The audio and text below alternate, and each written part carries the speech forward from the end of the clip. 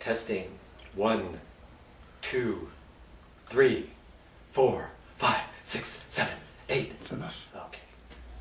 Okay, here's that last coat of sheetrock mud that we installed. The material, I've let it dry, and now there's just some imperfections in here. This ceiling is a smooth finish ceiling. There's no spray texture on it or skip trowel, anything like that. It's going to be smooth, and so I want to make sure I do a really good job here. I'm just going to look around the edges, and if I see anything that needs to be knocked down or wiped off before I touch this up, I'm going to do that first. You see little marks here and there. Check on the surrounding area, because sometimes you get little drips around. I'm just going to look at areas. Look at it, make sure that it's dry. If it's not dry all the way, do a little test spot. And then just kind of wipe it down. And what I'm going to end up doing after that, I'm going to take a little bit more sheetrock mud, and any little imperfection I can see. Now granted, on the camera, you probably don't see the imperfections as much as I do. I'm underneath a light. I can see the imperfections. It's always nice to work under a light. That way you can kind of check your area out. It kind of helps the sheetrock mud to dry. We're in an area that it's dried. I've been off it, I don't know, 45 minutes to an hour, maybe more.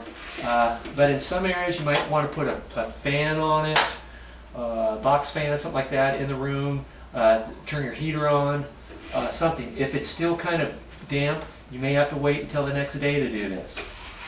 Don't do it too soon. The trick is you want it nice and dry. Okay. So now I've mixed up a little bit more mud, and I'm just going to check out the imperfections as I go. And I'm going to put a little bit more of this on in the places where I think it needs it.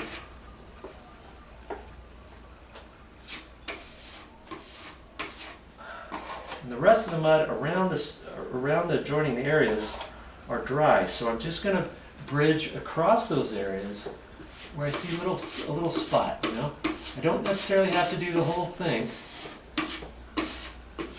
but I'm just going to kind of do a tight skim, a check, if it were, in certain areas,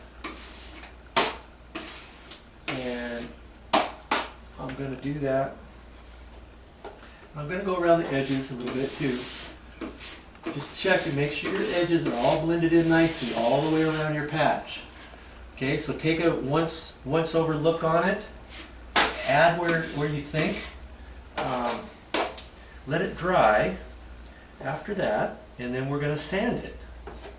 And you do the same thing to all your other patches.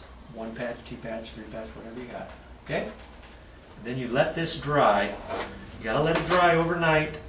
Let it dry all the way, and then we're going to sand out any imperfections that we see. Okay, thanks for joining us. Okay, here's our patch. You can't really see it because it turned out really nice. I'm really pleased with how it turned out. But the patch area is right in here. But even though you can't see it, I'm going to tell you the types of things that I'm going to do now. I see small little imperfections, so I'm going to take my 6-inch knife, and I'm just going to kind of wipe off some of the imperfections, because what we're going to do at this stage is we're going to do some light sanding. Before we do the light sanding, I can see just little areas that I'm going to knock off. That way I don't have to use a sanding pad very much. I don't want to sand off too much. I'm just going to wipe it down a little bit. And at this stage too, if you're not 100% happy with your patch, you can always do a skin layer. It's called a tight skim. I kind of did that on mine, but if you're not happy with it, you can take a tight skim, take the same material that we used for the finish coat, the